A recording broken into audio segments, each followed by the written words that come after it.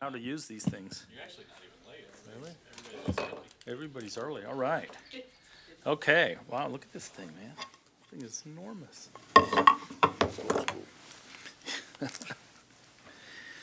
Okay, everybody ready? Okay, good afternoon and welcome to the Audit Committee meeting of the Dallas Independent School District Board of Trustees. Please stand and join us for a moment of silence and remain standing for the Pledge of Allegiance and a salute to the Texas flag.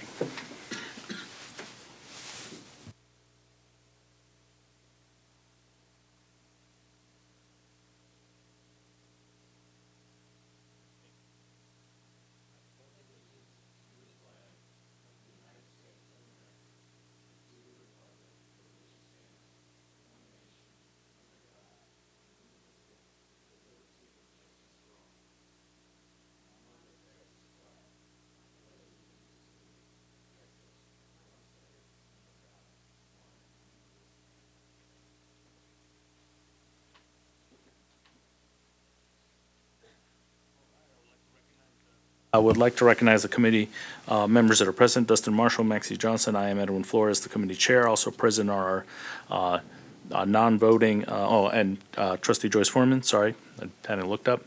Also present are non-voting committee member Tony Stevens. Other trustees in attendance: trustee Joyce Foreman, and we are joined by our CFO. There are no remarks from the chair, so our next item are public forum segment of the meeting. Do we have any speakers? Didn't know we had a public forum segment of the audit committee. That's new to me. All right, so the first action item is to consider and take possible action to approve the minutes of the May 30, 2019 meeting. Do I have a motion? Move to approve. Do I have a second? Second. We have a motion and a second. Trustees, are there any corrections? If no corrections, all those in favor cast your votes by raising your hands. It passes unanimously.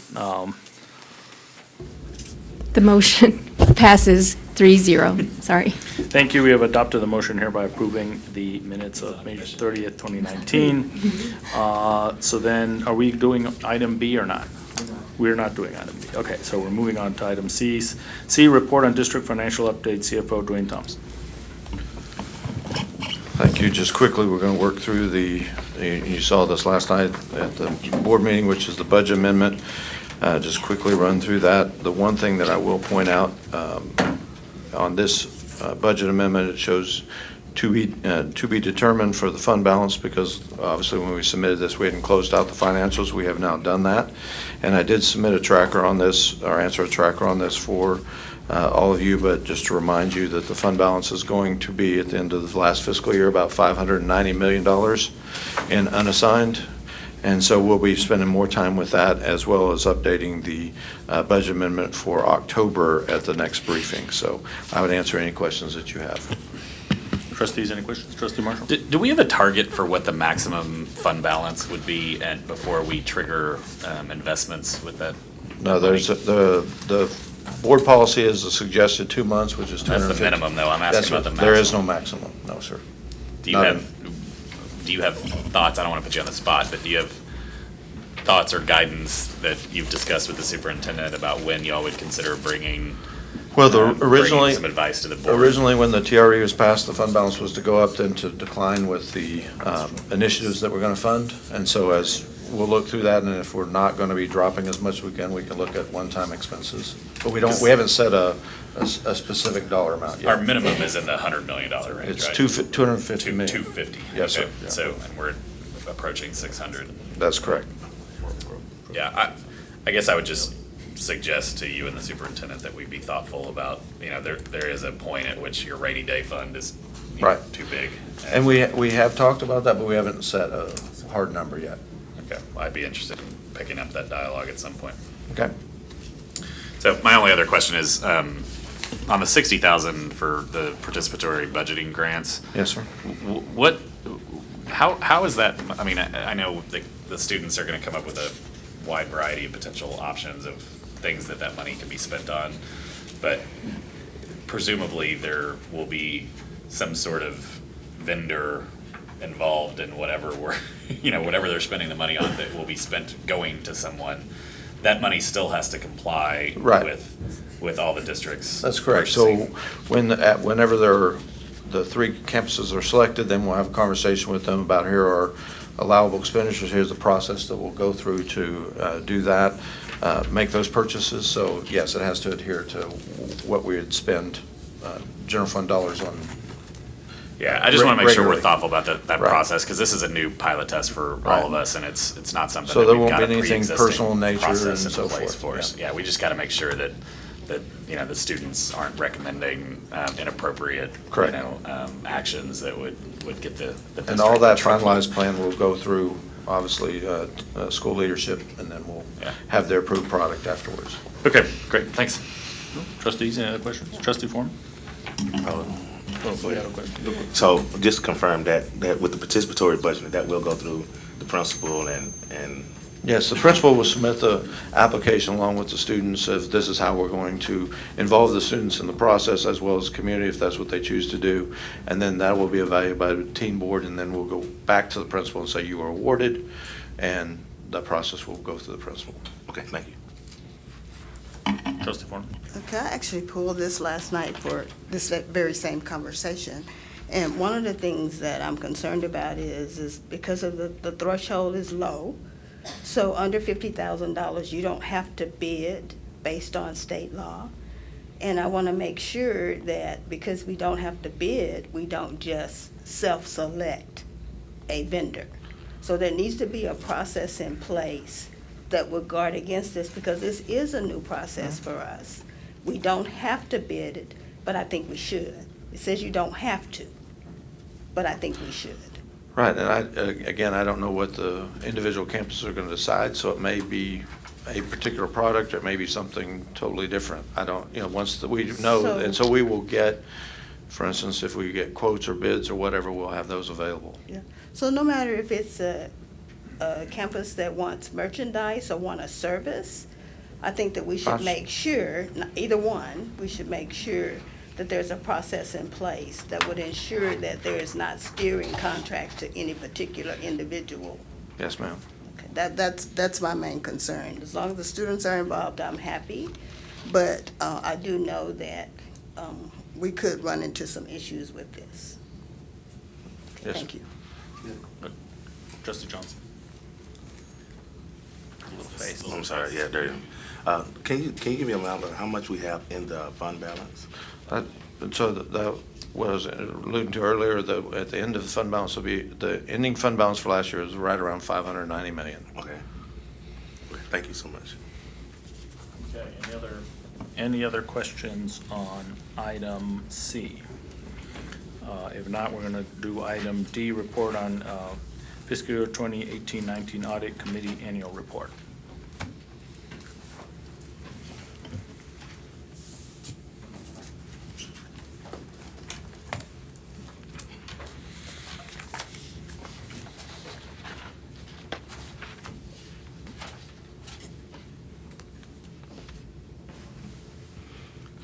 As you can see the report in front of you, it's pretty much the same as it was last year. We put in the different numbers, of course, regarding what was done. Are there any questions? Trustees, any questions on the annual report?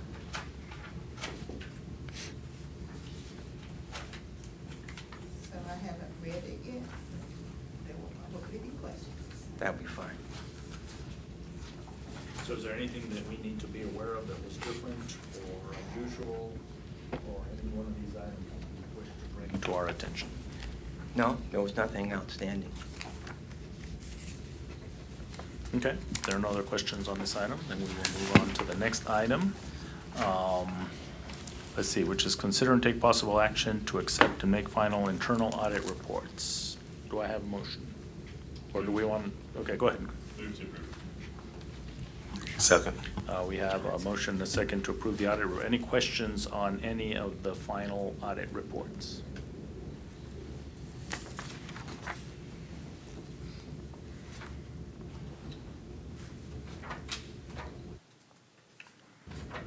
So let me ask you the question, sir. Is anything about these final audit reports that you think is important to highlight and bring to our attention? Yes, the first one, compliance audit of construction services department priority vendors, calendar year 15 to 18, regarding the job order contracts, we saw no evidence. Wait, I think we're not there yet. Are we there yet? Is this a different? Under 4E, these, Right, that's what I'm looking at. right, you may have to change it in your binders after they were sent out. Packet after. Yeah. Right, but we it's not in received- this, aren't we looking at the completed audit reports? Correct. I sent one that wasn't in the binder at home in the board packet on Right. Friday. Right. So this Right. list is not complete. right? And there were two that were originally in closed session, and we learned that they should be in open session. Right. So they should be transferred over to 4E. Okay. I mean, I'm not looking at the, I was looking at my binder, and the binder is not up to date. Okay. If you can give us all of the completed audit reports, since there seems to be some confusion about which one was what. So They're all in the binder, They're they're all- just in yeah. different sections. Well, I don't have that, so I will. Yeah, I have a list.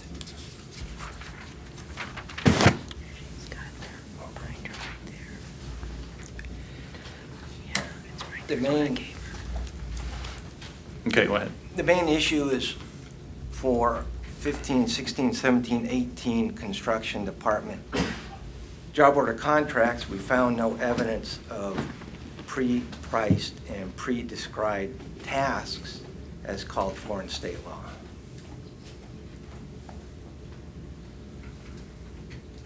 Which, oh, sorry. Trustee Marshall. So the purpose of pointing, like the purpose of the JOC structure to begin with is for repetitive type work that can be pre-priced. Correct. Right? And so you're suggesting that we used it for non-repetitive work, or we used it without having pre-negotiated prices, or both?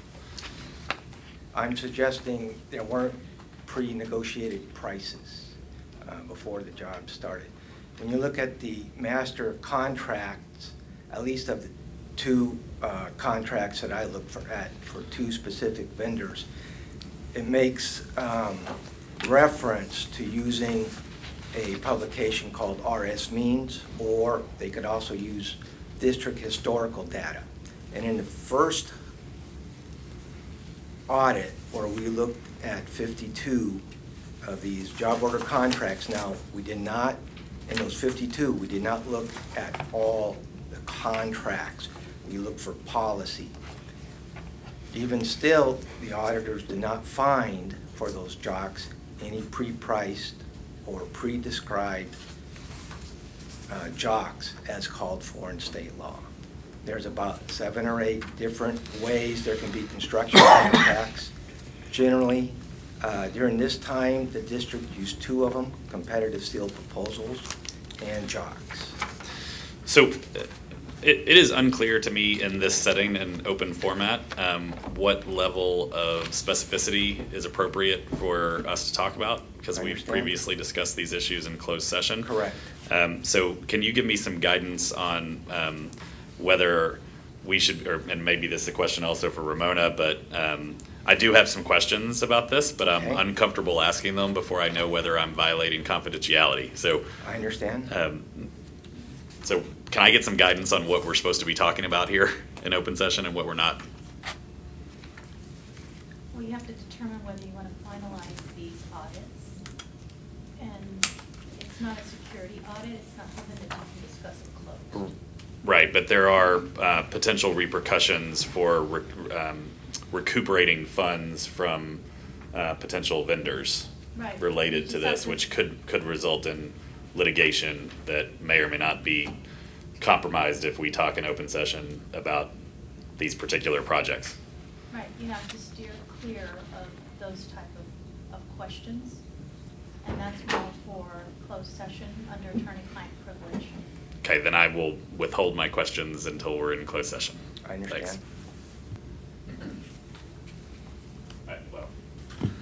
Related to that, however, if we're gonna take action on this item, Yes. I'd prefer it be postponed until after the closed session. Certainly. Thanks.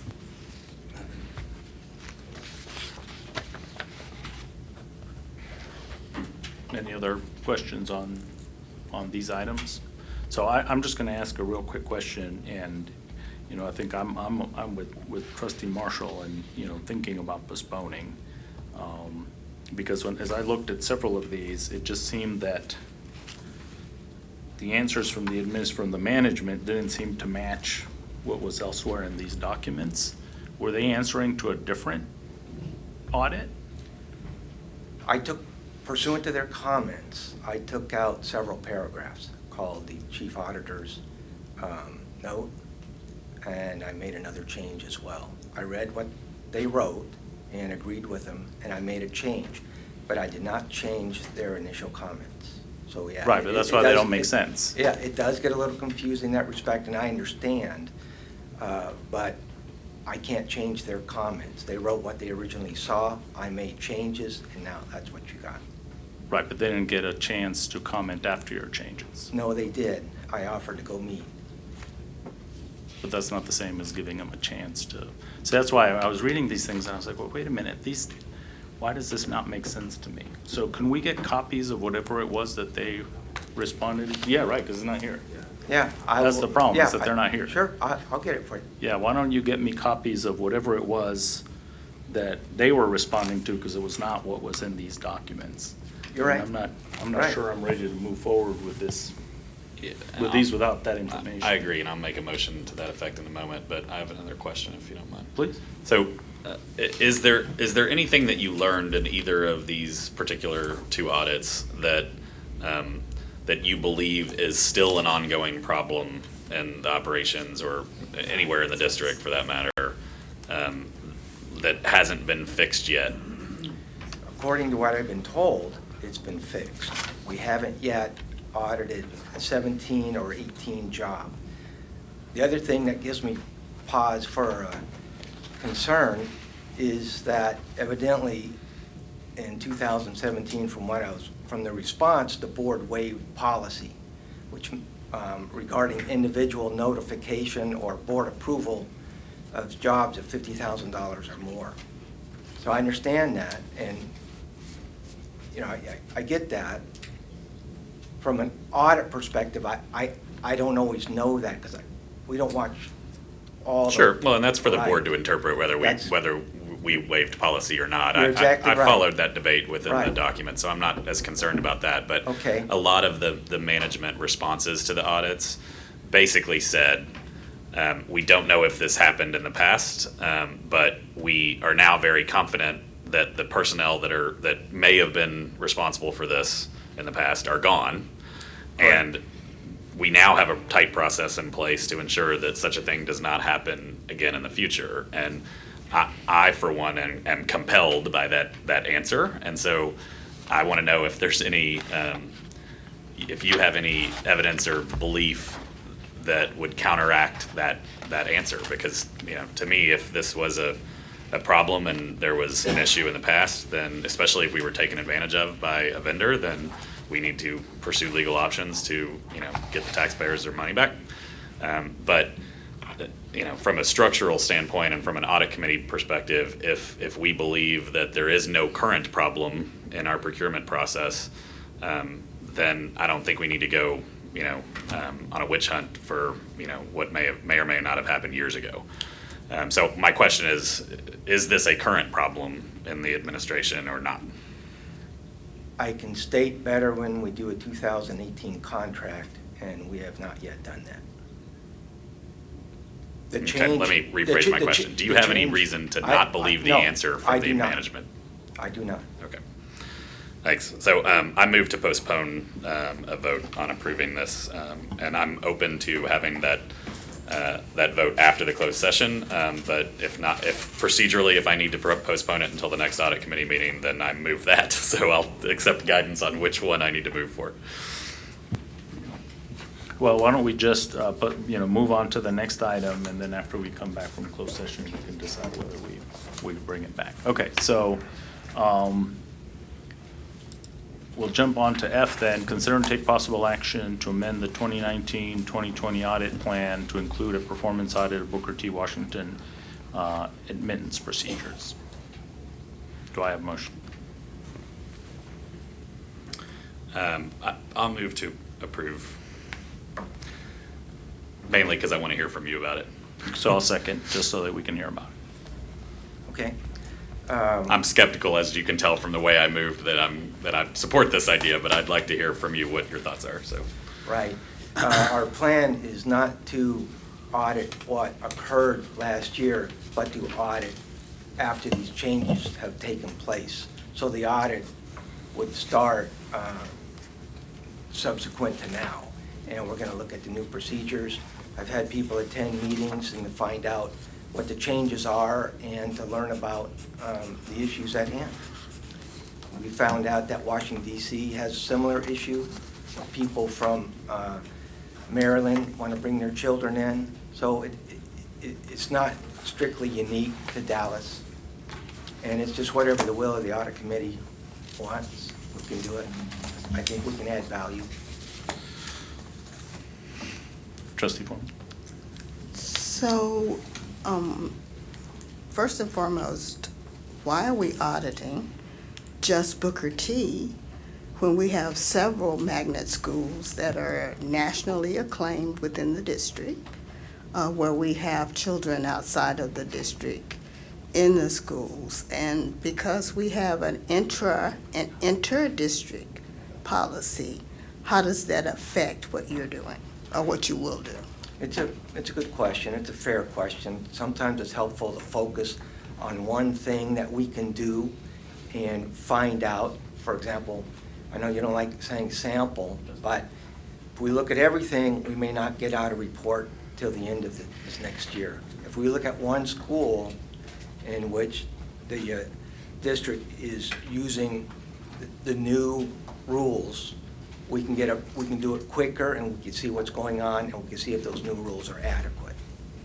So Has to do with timeliness. So on a scale of 1 to 10, how high is that on making sure that we do everything for children within this district?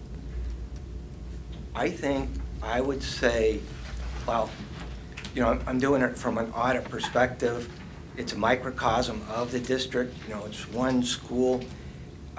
It's been highly public lately, and it has to go with fairness issues, people that live here to those who don't. I think it's a pretty important audit. We do audits on club sponsors where there's $1,000 missing, and it's not the money, it's the perception of the parents and the students. So it's a big issue, I think, in this district, but that's not really for me to decide. I think it's for the audit committee and, of course, eventually the board. I think this is a significant audit. Do you think it's significant? I think so. You have people coming in from outside the district. We're bringing your children here. We do that in every school in the district. I advocate for that. In every school in the district. I understand. That's why we have an intra-district policy. Right. So Trustee Marshall? I want to pick up where Trustee Foreman left off. So when we consider whether or not we want to incorporate something like this in the audit plan, there's sort of several reasons why we might do that, right? Some indication of fraud, waste, or abuse, some theft of funds from the district. You're talking about a public perception issue, which is more of a PR concern than a fraud or waste or abuse issue. Is there money being stolen here that you're trying to investigate? Like what causes this to rise to the level of fraud, waste, and abuse? The fraud is the documents that are provided by the parents who enroll their children, and that they don't put in their actual address. But the way the funding mechanism works in the state of Texas, the money follows the kid. So we're, even if they did, I mean, I get that we don't want them to, and I'm not defending. I certainly, and we've talked about this ad nauseum in board meetings, that from a policy perspective and a programmatic perspective, we believe that seats, and I think this is a unanimous opinion on the board, that seats in Dallas's magnet schools should first go to students that live within Dallas ISD's borders, and that we should never let a kid from outside of Dallas ISD in unless every kid that is in the district already has a seat and there is still available spots. And in that case, we would defend the intention of bringing in other students so that we have higher enrollment. Right. We've got a policy that says that. We know from lots of studies, lots of articles in the media that for whatever reason that policy was not being adhered to at the local school level, certainly at Booker T and maybe at other magnet schools. But we also know that the administration acted on this, and there was actually an article in the Dallas Morning News a day or two ago talking about how much success those changes have had. So, I get that there's a fairness issue and a PR issue, but from a fraud perspective, it sounds like you're saying since the document that a parent submitted might say, hey, I live in, East Dallas instead of I really live in Louisville, is sufficient fraud to rise to the level of this of audit investigating it. And I would suggest that since the money for that kid that lives in Louisville is actually coming to DISD anyway, I mean, yeah, that there might be a personal fraud issue with that parent, but from our perspective, it didn't cost us any money. So I don't know why. To me, it's an important issue for the administration to tackle, but it's confusing to me why this would show up on an audit report. And unless you have other thoughts as to why this body should approve this being added, it's not something that I'm likely to support. But before I decide on that for sure, I'm looking at I think this is one of the upcoming agenda items under 4G, which we can talk about it in more depth when we get there. But on your hours report that show how many hours each of the people in your department are spending on different things, Yes. you have, I think, it's hard for me to tell what lines up here, but I think it says that you've already spent 242 hours planning for this audit. Yes. Doing what? They attended the meetings that were being held by the district, and we looked at what other school districts do. Meetings between the senior administration and the school leadership team? There were, excuse me, Smith, Mark? Yes. Can you come up here?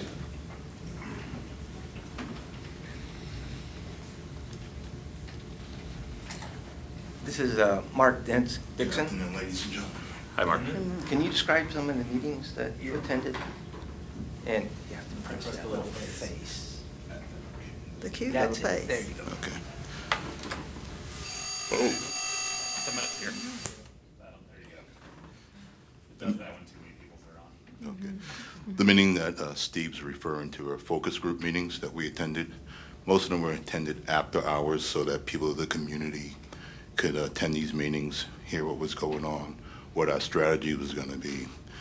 There were several meetings. Members of the school leadership were the ones that were conducting these meetings. Myself and one of our auditors, Melita Kwamar, we both attended these meetings just to get a feedback of what was going on, what the attention was going to be focused on, what changes possibly could be made to address this problem. Another issue that we did was to actually go to the school, Booker T, because that's the school that we're mainly focused on. That's kind of like our staging point right now. You're correct, there are other magnet schools that we should be looking at, but because we want to say, get the format down, so we know how we're going to address other schools when we start to look at them, we're mostly concentrating on Booker T because that was the one that received the most attention and that the most feedback from the community. I don't mean to interrupt you, but it sounds like most of what you're saying, it is certainly something that I would expect to be done within DISD, but it sounds to me like it is a perfect description of Stephanie Elizalde's job description. So it's very confusing to me why someone in audit would be the one attending community meetings and laying out what the structure of a new approach to limit application fraud would be. That's clearly an administration responsibility. So, and I'm also confused about why we would approve 242 hours of personnel time on something that isn't on the audit plan and that the audit committee has not said to investigate. That, I mean, I can understand maybe an hour or two trying to figure out if this is something you want to bring to us, but 242 hours seems incredibly excessive for something that I can tell you from the way we're talking up here is not going to get approved, you know, so. Sure. I don't You're know, right. man. That's my responsibility. And during this time is when I did put on the timesheet so I can track how much time is being spent, and then items stop. Okay, and you said earlier that you want to investigate what the new process is. The one Right. that was just in the Yeah. Dallas Morning News To saying it audit. worked, Yeah, right? to audit the new processes, if you want us to do so. And some of this So, was but why my did you need to time- be involved in designing the new process as the management team would do in order to audit whether a future process would work? We just needed to know what the old process was to see what the flaws were, to see if they were going to address the flaws as we saw them and compare it to the new process that they were going to put in place from an investigative perspective. Okay, I don't think I have any more questions. I won't be supporting this. Okay. And I got to tell you, I'm concerned that we spent 242 hours on something that was not on the audit plan. And I'm concerned that we're blurring lines between what is the administration's purview and what is audit's purview. And so Understood. I hope that even outside of the context of this particular issue, that those two things are front and center in our calculation about future audits. Thanks. Certainly, I understand. And I'll follow up. I have some, if there are other trustees, any questions?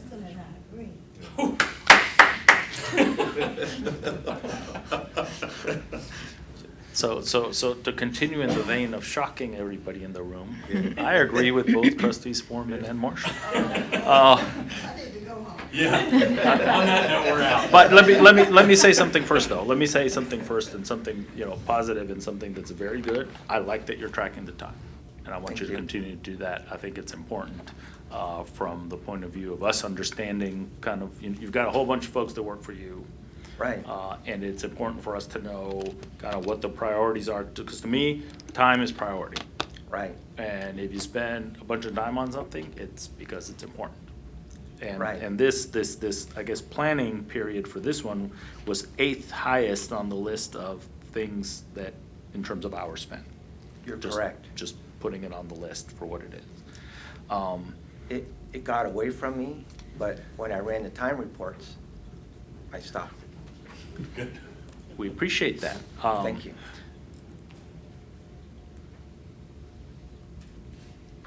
So, I mean, the morning news basically has told us that they already did the investigation for us. That's good. It appears, and it looks like there've been some significant changes, and I am certainly, when I ran for the school board again in 2015, I said, this is one of the things that I want to address. I brought it up with administration dozens of times. Every time there was a little tweak, a little tweak, a little tweak. And our policy is very clear. Yes. In-district kids get the spots first every single time. It's not a question of lack of clarity on the policy. It's a question of, you know, implementation. During this time, my daughter attended Booker T. Did you live in the district? And I've always lived in the district since I've lived in Dallas. And I can't tell you how many times we have to either drop her off or pick her up in a house in Highland Park or Capel or Plano, or it was the farthest one away. It was somewhere out east, like past Rockwall. And everybody's known forever that there's a problem, and I just want to thank Chief Elizalde for stepping up to the plate and, you know, finally bringing the level of focus and attention to this, because I think that I'm very pleased with the outcome. Now, going to the question of the audit, I mean, I don't think that we need to, you know, have like a full-blown, you know, audit like these other things that are higher on the list. I mean, I would not be against next year's audit plan, including a line item in which we go back and visit exactly what you want to do. I just don't think that, since it's so new, the implementation is so new, that I'm not sure we're ready to do like the full enchilada. I understand. But there's gonna be an admissions process this next, I guess, beginning in January through March, April. And I think after that's concluded, I think that would make a lot of sense, maybe in next year's audit plan early on, to say, hey, come up with a plan. Okay. Say, Booker T will probably be our number one, but, what are other magnets? Now, remember, and just so you know this, Steve, there are schools that are by design, some of our choice schools are by design have out-of-district kids. Say that one more time? Some of our schools by design, our choice schools, by design, for example, City Lab is designed so that a third of the kids are from out of the district. Gotcha. That's part of their plan. Understood. Right, so Right. that one, if a third of the kids there are from out of district, is because that's what we wanted it to do, I understand. right? So that one would be Right. normal Okay. versus, here's our policy. And so, we're gonna move forward with that. So any other questions on this item? Do you want to withdraw your motion? Because if you withdraw your motion, then there's no motion to approve, and then there's no second, and therefore the item dies from lack of a second. I withdraw my motion. Thank you, and I withdraw my second. Unless there's a motion and a second, the item will die from lack of a motion. So then we will move on to G, which is consider and take possible action to accept and make final the internal audit report, including an investigations update, IA timesheet, and personnel update. Do I have a motion? Move to approve. Do I have a second? Second. Okay, we have a motion and a second, so, any comments on this item? No, it helped me quite a bit just to put it together and understand, and the timesheet did help a lot. Trustee Marshall? Yeah, so I will echo what Trustee Flores says. This is very useful, and I've been on the audit committee now for a couple of years and haven't ever seen your predecessor do anything like this. I think this is a critical exercise not only for you, but for us, and I hope that this will be included in all of our audit committee meetings from here on out. Yes. So there's some interesting things in here as you dive into the weeds of how much time was spent on each particular item. And we talked about a few of them. As I'm looking through this list, I'm wondering if you've done a comparison of our original audit plan for the year and mapped it to the amount of hours spent on these things. Because it looks to me like there are things on this list where a significant amount of time is being spent that actually aren't on the audit plan. Some of these are investigations and audits, and I can break them out next time if you so desire. Oh, so in the column that says project name, those are both investigations and audits? Correct. I didn't Okay. mean to be confusing. That's a little but- confusing. Sorry, I didn't follow that. All right, well, that makes me feel a little better that at least they're not all audits, because lots of these aren't on the audit plan. Correct. Which makes sense if they're investigations. Right, and So, administrative items are there too. yeah, no, I see like prepping for the audit committee meetings and all that kind of stuff. So your list of investigative cases that are open as of a few weeks ago, you've got, 40?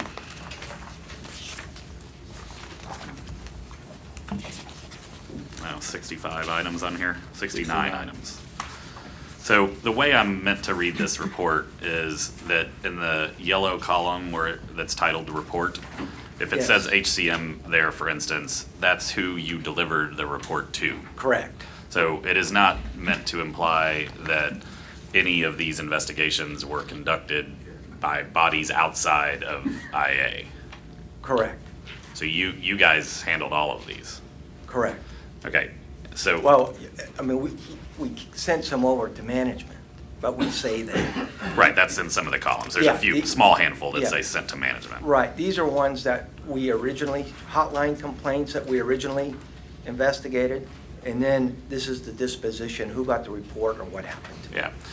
Okay, so when I read in the comments section what the accusation was, and then I see in the report section HCM, the vast majority of these are being sent to HCM. Correct. Does HCM or any other entity within the district conduct human capital investigations? Yes, Would PSO? PSO, Is there an investigative unit within HCM?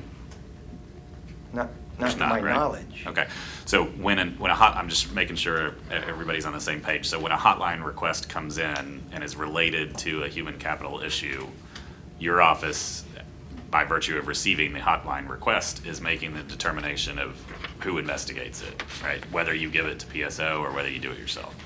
It's made in advance, depending upon the issue, as reported by the complainant. Now, Gil. It's the box they check on the form. Correct. And I got with HCM and PSO and the police and the chief of staff, and the audit, the hotline company provides us with about 25 categories. And then the complainant, they check a box. Right. Most of the time, and so depending upon those categories, we have it configured to automatically go to the police department, PSO. You have or rules that internal say you audit. check this box, it goes to this place. Exactly. You check this box, it goes over here. So there's no what happens delay. if somebody screws up and checks the wrong box? The PD can send it over to PSO, which they do, and PSO can send it over to the PD, and we can do likewise. So when we look at it, and Gil looks at them all, if we think it didn't go to the right one, we'll discuss it with PSO or the PD. But it's very quick. Yeah. It's within a day. So I'd like to, I see some PSO folks in the audience Sure. that I think would be helpful if y'all could come up, and Cynthia, if you don't mind joining as well. I'm curious if the traditional path for these HCM-related investigations, and I'm picking on HCM because that's the vast majority of them on this sheet. If the HCM-related investigations typically would have come through PSO, like what I'm trying to sniff out here is if our process is broken, because it seems to me that there's a whole lot of investigations being done by internal audit on here that are HCM issues, and when I read the comments section, they're really minor things. Okay, I'll go ahead and respond to that, so. Okay, so historically, again, kind of going back a few years back, the way we set the hotline up was to, again, do as what we're doing today, right? Assign issues involving employee misconduct to PSO, fraud, waste, and abuse to internal audit, so that we keep these two separate, these two categories. Obviously, crimes go to the PD. So when internal audit may get a case, again, they take a look at it and make a determination. Well, we're looking at the abuse of time, or we're looking at misuse of funds. So again, going forward with their review, and even still, once a report is issued, it is going to route to HCM ultimately, because typically employees are on leave once an allegation comes through and it warrants it. So that report is obviously going to be presented a legal review where we hear the report and make a determination from there. But again, the category of what internal audit investigates versus what PSO investigates is really going to be defined by the internal auditor's rules. Right, and I get that people make mistakes, and whoever's filling out the forms, it's probably not even a mistake, they just don't understand what it really is. I mean, I know you're not using these terms, but you're basically saying, is this a crime, is this fraud, waste, and abuse, and is this misconduct? Right? You're using different terms, and there's probably 20 different boxes, but you're routing into those three buckets. Right. So, a person making a complaint might just say it's fraud, waste, and abuse, because they don't know what they're supposed to answer on those three boxes. Absolutely. And then it goes into internal audit, and then we end up with 65 investigations, no. all of which are for, like, these are minor things, like, like, it looks like there's a couple of minor, like, thefts of time, which is, like, probably clocking in wrong. I mean, I don't know. Are y'all all in agreement that this process is working? I think it's working pretty well. We do. Steve, can I? Oh, go ahead, Bo. Pretty much, the reason why the reports go to HCM is because if it's a fraud, waste, and abuse issue, we have to send our report to somebody. So we send it to Human Capital Management so they can make an administrative But determination. that's where you would send it if it was employee misconduct as well. Correct. And you should have never been investigating it in the first place, right? Yeah, Well, now- that's our bailiwick, so. Yeah. If we were not to investigate something, I would say it's the abuse of time. The reason we do it is because it's defined as fraud, generally. It's often, it could be this isn't always, but it could be, for example, an office manager who has access to the timekeeping software, and she just goes in there and changes her hours. It's significant in this aspect in that 85% of this district's money goes to pay for payroll. So if we don't stay on it, it could be a bigger issue. But each individual case in and of itself is not a big case. Now, we did have one where there was more people involved, and that gets bigger. So we try to follow policy as written. It's considered fraudulent, and so we handle it. But we're also working on a policy with General Counsel to change that policy somewhat, in that if the timekeeping issue is just a small part of a bigger misconduct issue, then PSO would keep it. But if it's just by itself, then we would keep it. So we are in the process of working with General Counsel to kind of define this somewhat and perhaps run it by the Yeah, audit committee. it smells to me like we've got a lot of room for improvement there. And, you know, the argument that you're just making that it's part of payroll, I mean, you could argue if somebody steals a single bottle of water from the cafeteria. Oh, well, DISD spends a lot of money on food, so this could be a massive fraud problem. No, it's not. It's one person that stole a bottle of water. Like, you know, and we have to Grant. treat it that way. And so, Well, granted, yeah. So it just smells off to me, and the reason why, and this is the double-edged sword of the time tracking thing, right? Because we like the time tracking, but it also gives us visibility into Well, the data, that's- which, you know, kind of raises exactly our why I eyebrows. do it, yeah. Well, and so when I look at this data, especially after you clarified for me that on this list is a bunch of investigations, then I look at the list of investigations, and it's things like stealing one bottle of water from the cafeteria. Okay. I'm just like, you know. So then it begs the question, okay, well, we've got all these actual audits on the audit plan Right. that actually aren't showing up on the allocation of time. And the glaring one that seems to be missing is our E-rate audit.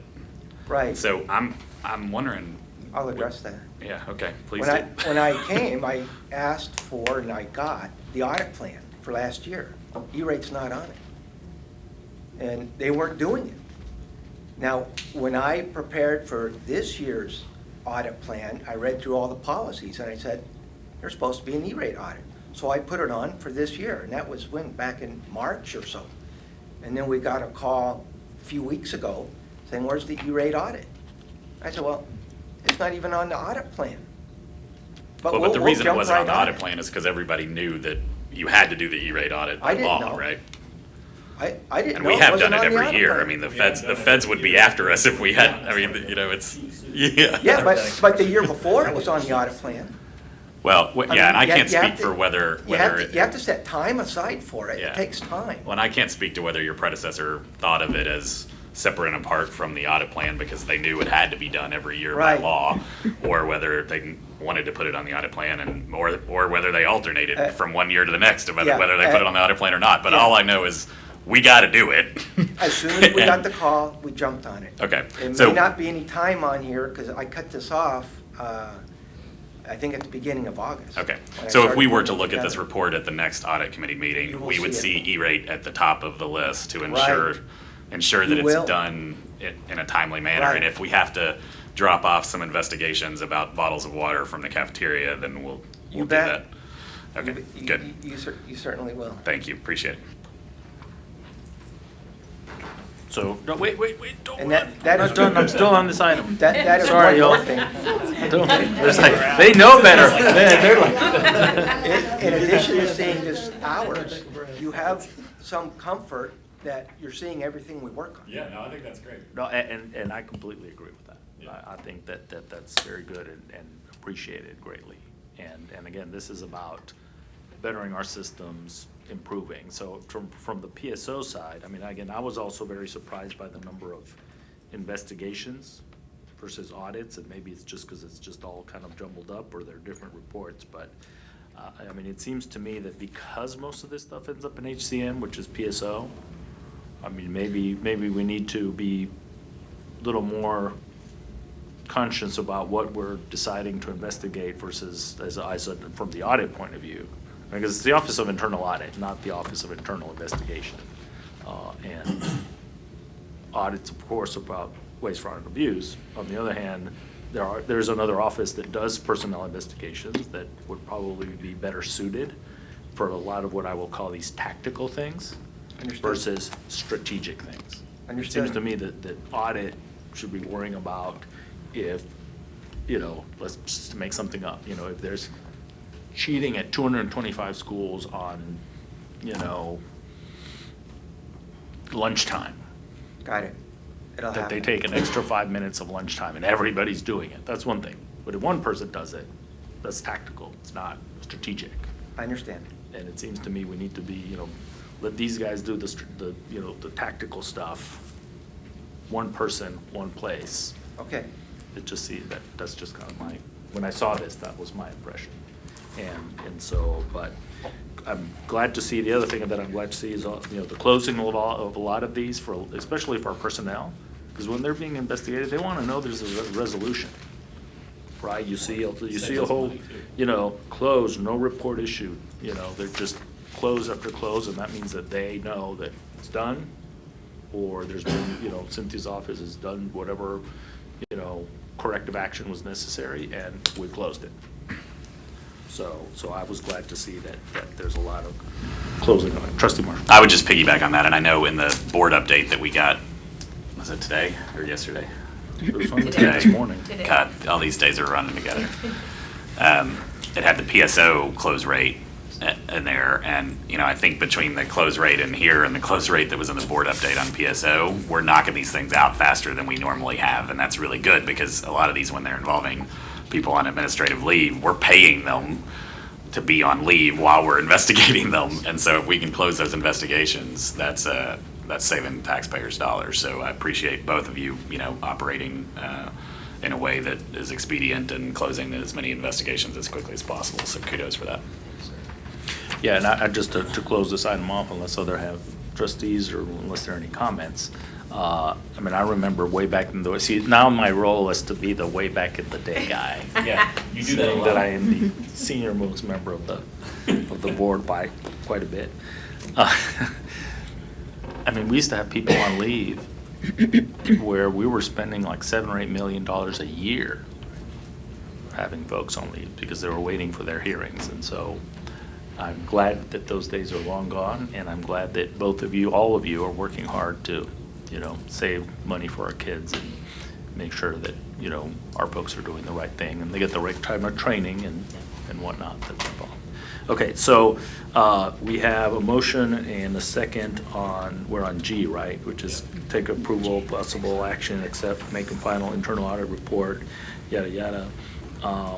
If there's no other discussion, trustees, please cast your vote. Okay, Motion passes 3-0.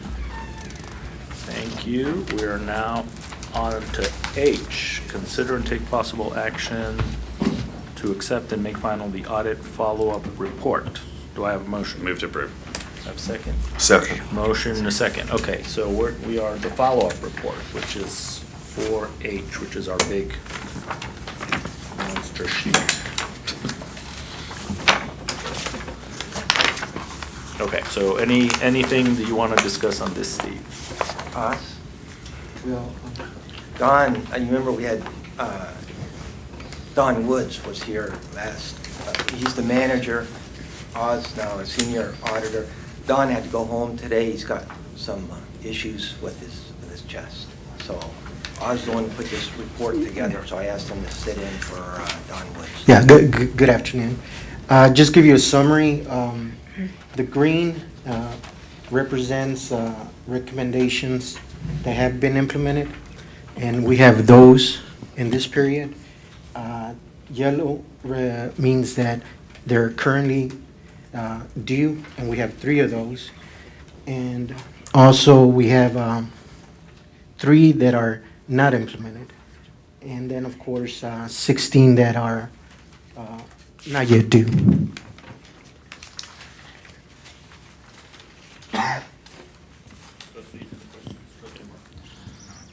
So I appreciate the format of this being changed. I think we talked about that last time, and this is a lot easier for us to digest and read, so thank you for doing that. The way that we used to do this on the audit committee, which I found useful, was basically anything. I don't know that we had the yellow category that was currently due, but we did have the red category, which was not yet implemented. And the way that we structured the discussion was that anything that was red, that management, like the senior administrator in charge of that area, would talk to us about why that hadn't been done yet. Understood. I'll ask them to come at the Yeah, next I audit find that committee particularly useful, and I know here on the responsible party, like for instance, on this first one about the W.T. White principle ensuring timely funds are submitted on activity funds. I certainly recognize that it is Ms. Bates that is responsible for tactically doing that, but for the purposes of our discussion, I would consider that to be Stephanie Elizalde's role. And so anything, I'd like to set the precedent, if y'all don't mind, and if the chair's in agreement, that anything that's red has an opportunity for management to come tell us why it's red.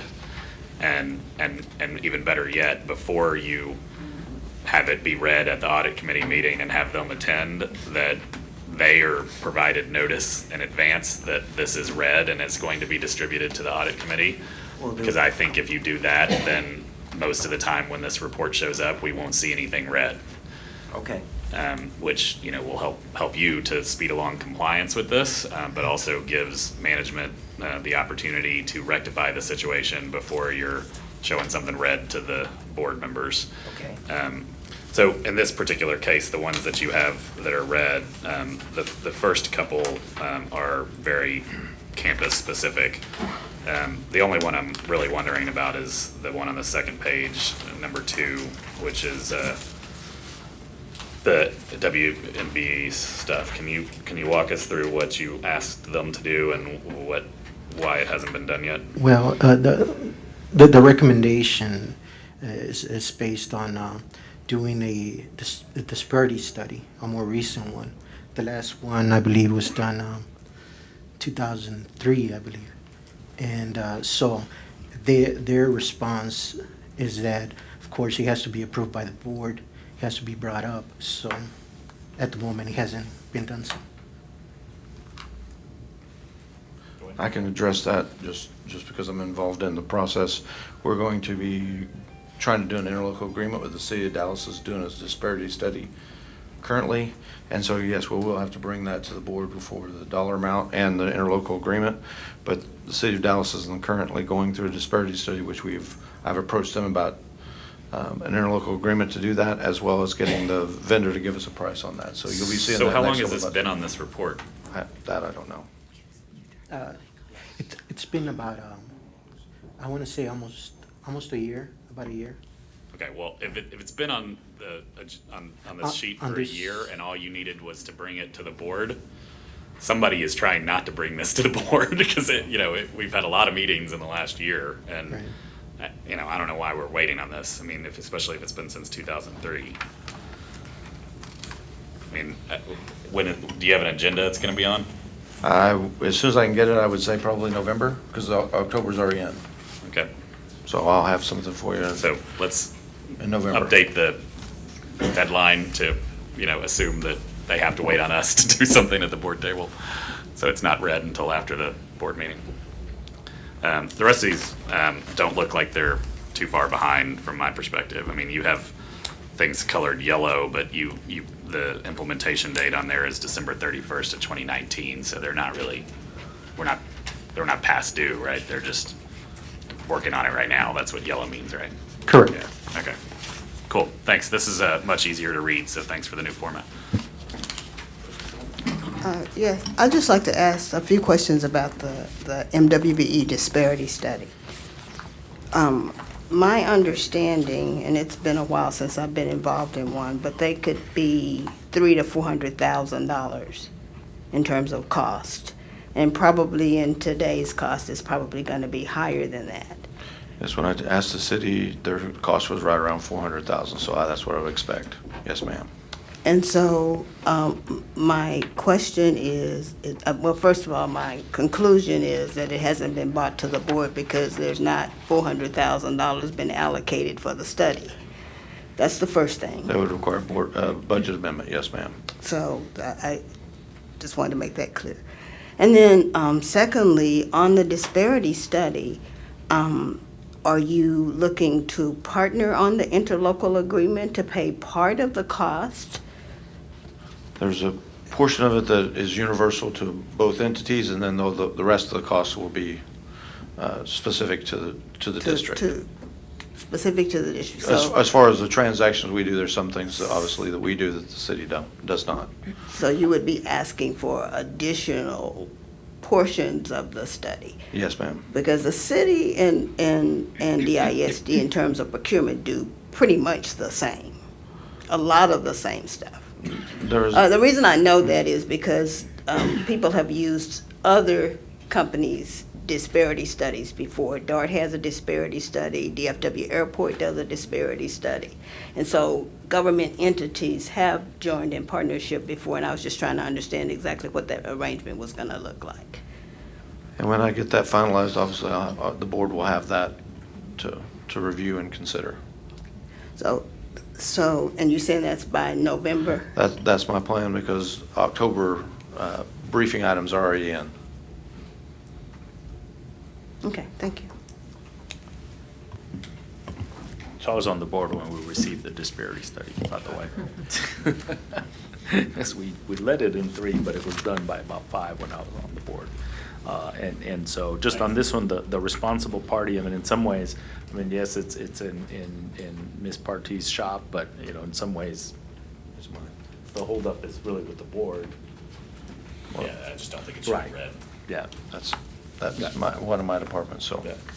So, just comment that it's not Ms. Partey's responsibility, because she can't do it without us acting.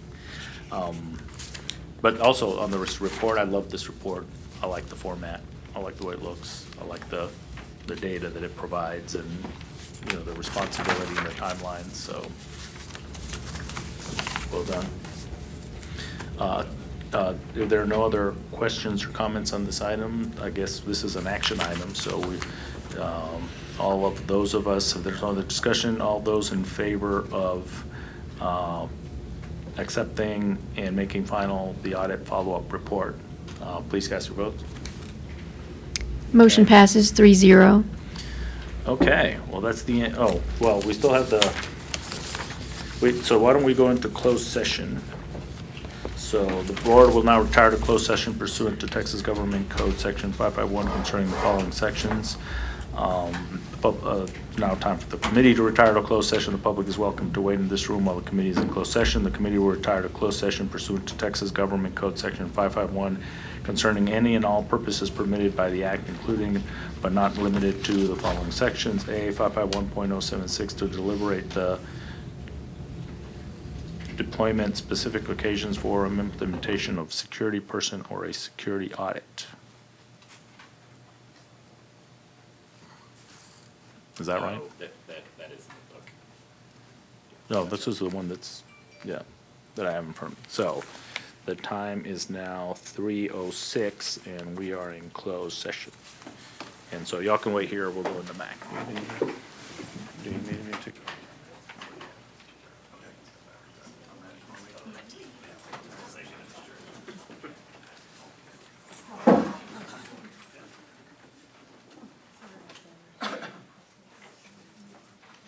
I think everybody needs to get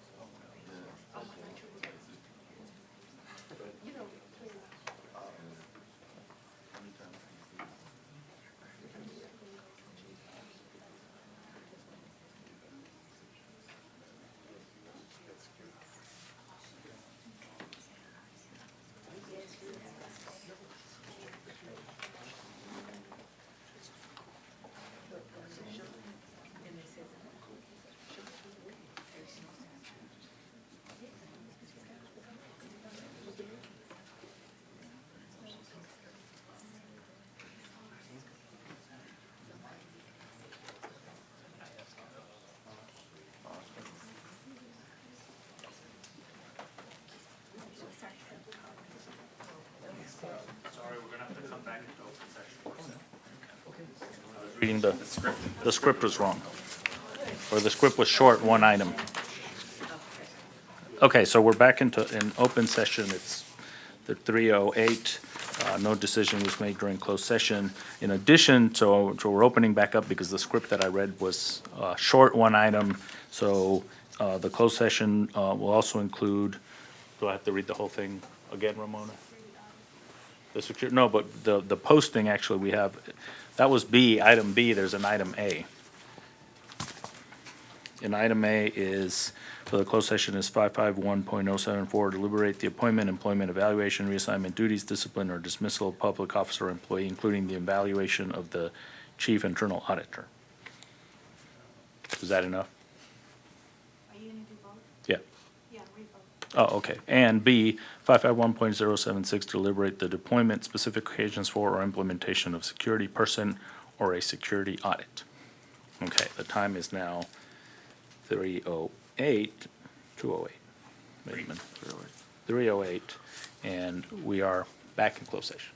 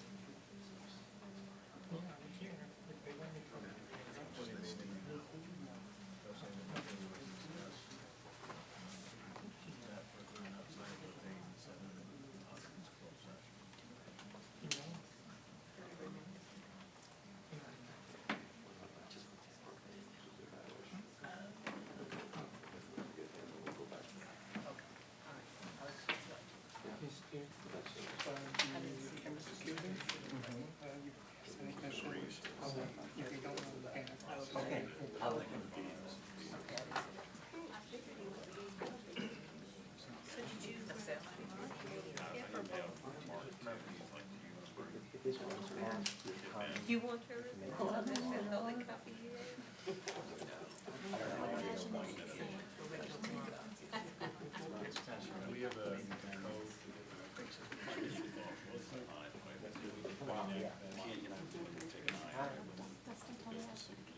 Okay, thank you for coming. Good to see you.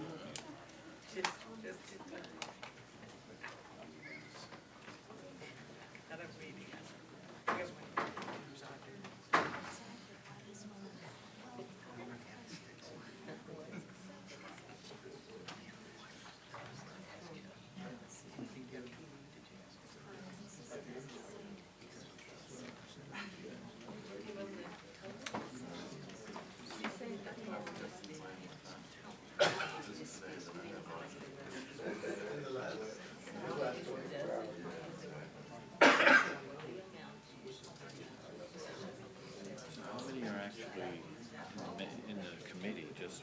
Three, You got Marshall, Dustin, Flores, and Johnson. And then Joyce Foreman is regular trustee. she just likes to know what's going on, but she's like a non-voting member? Yes.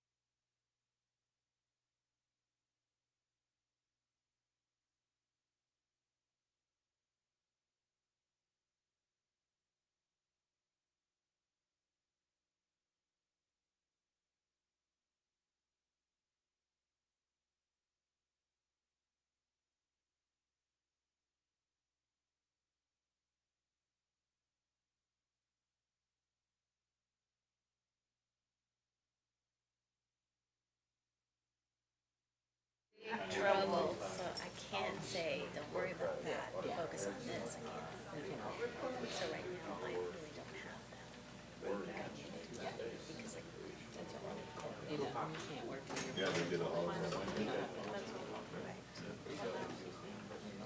Can you close that completely? Oh, they are, okay, all right.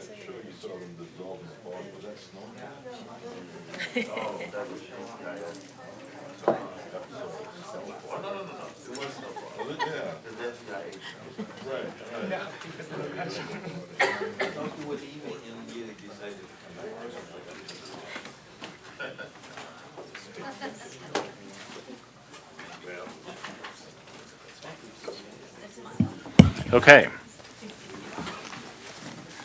It is 3:41 Apple Standard Time, and we're back in open session. The committee took no action during closed session.